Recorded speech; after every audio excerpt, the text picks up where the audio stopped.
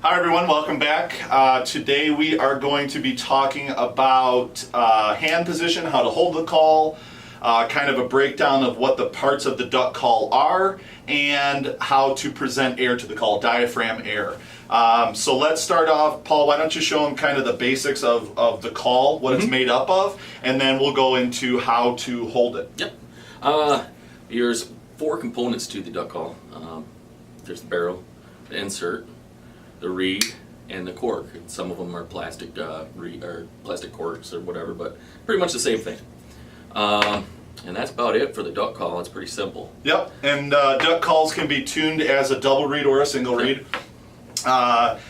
There's a common misconception on, I guess that's the wrong word. There's a debate would be a better word for it. Is a single reed better or is a double reed better? And a lot of times, I don't think there is one right or wrong with it.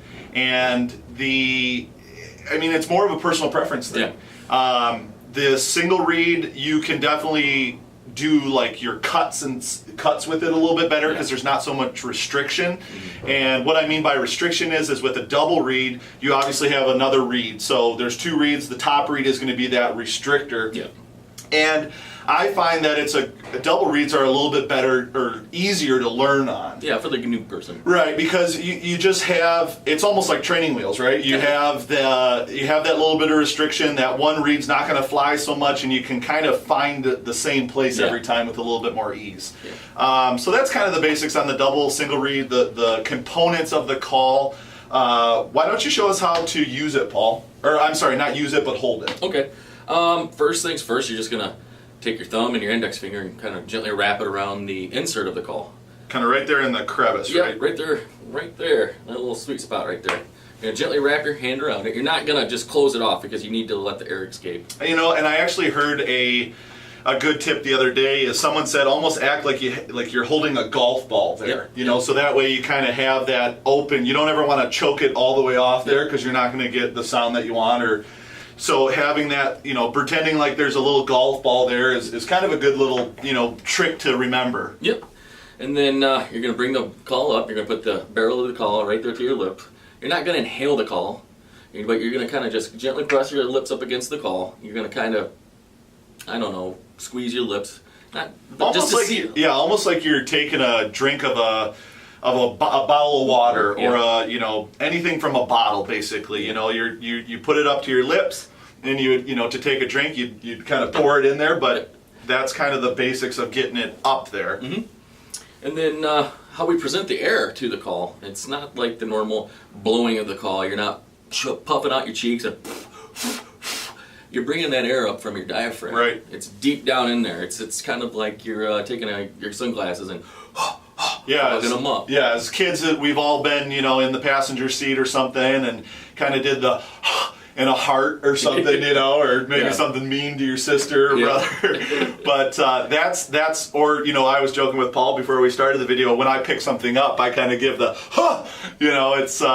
it's that air. It's not, we're so used to, it's just human nature to blow out a candle and, puff the cheeks out. We don't use that diaphragm air for many things. So that I would say is the hardest thing to get used to with calling. Yeah. With duck calling or goose calling. Just that air it's just so different. So, putting the call up to your mouth correctly and then presenting that air. Also too is keeping that seal on your lips. So going back a little bit to putting the call up to your mouth is when you blow the air, you don't want air to escape out the sides. You want to make sure that you have a good seal. So you might have to pucker your lips a little bit or kind of just make sure that seal's good because you don't want that air escaping, and that's where you're going to lose sound. And we see that a lot at trade shows or when people come in for their first lessons or things like that is, that air is kind of puffing out the side. So it's escaping. It's not going through the call.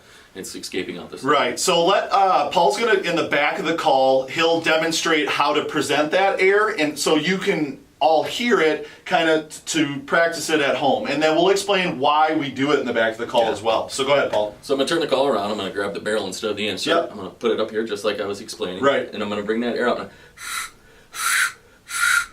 You can see his cheeks aren't puffing. Now, if he were to do it the incorrect way, why don't you show him what it would look like?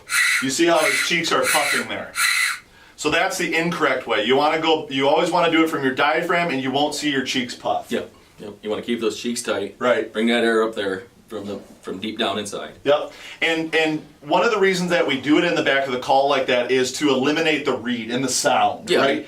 Because a lot of times doing it in the front of the call, hearing that sound will throw someone off because it doesn't sound like a duck. Well, and then they concentrate too much on sounding like a duck. Right, exactly. And that's not where we're at yet in this series or how you learn. You know, the first thing is how to hold it, how to put it to your mouth, and now how to present the air. We're not learning how to quack or do anything like that. We're just learning how to present the air. So make sure that it's a process. Yeah. So make sure that you follow that process, right? So it's a walk before run. Right, exactly.